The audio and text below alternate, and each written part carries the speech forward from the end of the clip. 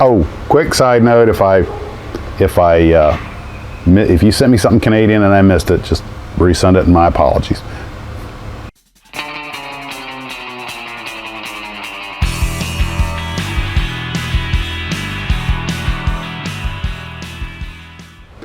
Well, hello, glue troopers, and welcome to the Tardis. I'm sitting on the front step because I got a bunch of stuff gassing out there, and boy, gassing out is what it's doing. So I probably won't be able to go back and get much more work done this evening. So what did I get done? Well, for one thing, I got the Canadian group build video done. That's going to go up later this evening. If it goes up, I'm using music I haven't used before, including the one song you guys all requested.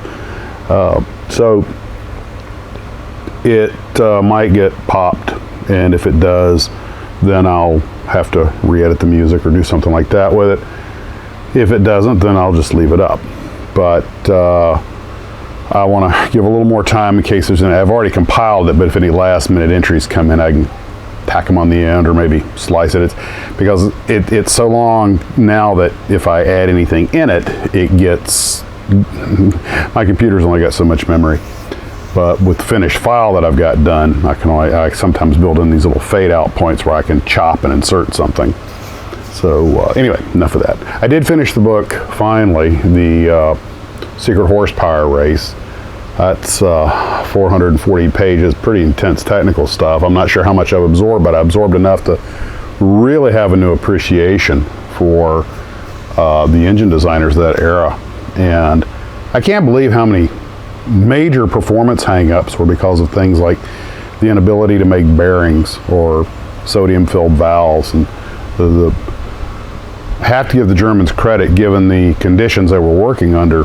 They're incredibly inventive, but my goodness, was it misorganized. So that's then at the end of the book, a column gets into, the author gets into sort of a synopsis. And if there's one thing that Germany had going against it, it was poor organization.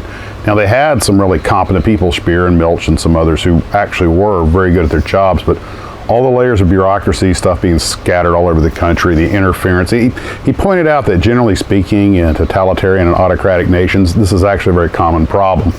I guess no one wants to trust anyone else, but the British probably get points for the best organization. Everything in one area, everybody talked to, but unfortunately, even the British tripped up with some shotgun marriages between companies. This slowed up the development of the Napier Sabre.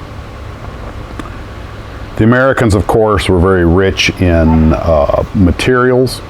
They could produce large volumes of high-octane gas, and they had everything they needed to make good components, and they made good solid sound engines, but they had their shortcomings as well. Things like not having pressurized oil systems so you could get oil foaming, things like that. The Italians had some great designers that were horribly underutilized or poorly utilized, and it's ironic that the one thing you realize is one group had the turbocharger advantage, one group had the petroleum and advanced materials advantage, one group had the organizational advantage. The Germans were really good at the overlapping valves, and also they were the first ones to use the nitrous oxide. The British kept finding these empty tanks and crashed airplanes and trying to figure out what went on. Once they finally figured out it was nitrous oxide, of course everybody could start using that to boost their engines. I didn't appreciate that those nitrous oxide tanks are big, so the first thing the Brits used it in was the Mosquitoes, and to great effect, I might add. But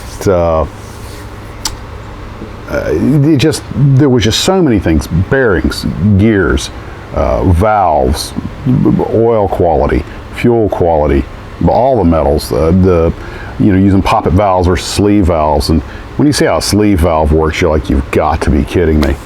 And just all the problems with everything. So by war's end, if you cherry pick the very best of all these countries, you can make the one big super piston engine that's finally everything everyone wanted.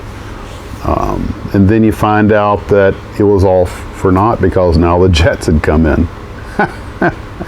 Well, not for naught, but you know what I mean. It's like they finally, when the war's over, we can get all this technology together and make these great piston engines, but nobody needs them. It was when the first ME-262 went into combat, perhaps before that, but certainly when it went into combat, the props were rendered obsolete, just like when the CSS Virginia, which people often call the Merrimack, showed up Hampton Roads and sank 3 Union wooden ships. At that point, every Navy in the world was full of obsolete ships. And, you know, what they call a disruptive technology. And the jet engine, I guess, could fall in that category because it pretty much made pistons obsolete.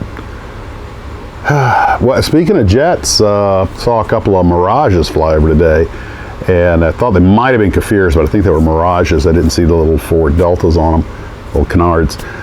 They're run by a civilian organization that provides. They go out and play as targets for the Navy and the Air Force, and I've seen as many as 6 of them parked out at Jackson International. And they usually don't let them operate off of military bases. Most base commanders don't particularly like the idea of having 50-year-old foreign military jets flown by civilians operating off their bases. No liability there. So it was always just really nice to, you know, the sweet sound of, you know, those old school jet engines roaring overhead. And one person's noise pollution is another person's music. So anyway, back to models. I'm sorry. I got working on Patton's Powerwagon, and that tire, I had another tire that started to split. That one that split open, I've tried everything to bond it, super glue and everything. Nothing's holding. You know, rubber's tricky. It's like putting together Aurora treads, but I don't think staples are going to work on this. So I might have to turn this into a landmine diorama. You know, Patton with a flat tire. Anyway, of course, that could be a diorama. Patton's Powerwagon with like the blown tire next to Rommel's rod with the skeletons. And I could label it, "The Desert Doesn't Play Favorites." How about that? Anyway, so it is making progress. I started blasting some stuff with OD green. Oh, on the Aero. Now, here's the dealio. That's, I promised I'd tell you about that. So, today after the Purple Power bath, that took a lot of the paint off, but a lot of it was still adhering. And some folks had said just get some easy off oven cleaner and use that. And I was about to do that, but I realized there wasn't that much left. Plus I had a lot of things to do today, so I just decided to go ahead and take the time to just sand it off. There are a few spots I didn't get to. I also used a stripper, the acetone, to get some of it off. And I got 90% of it off. So washed it thoroughly in clean water and let it drip dry and air dry.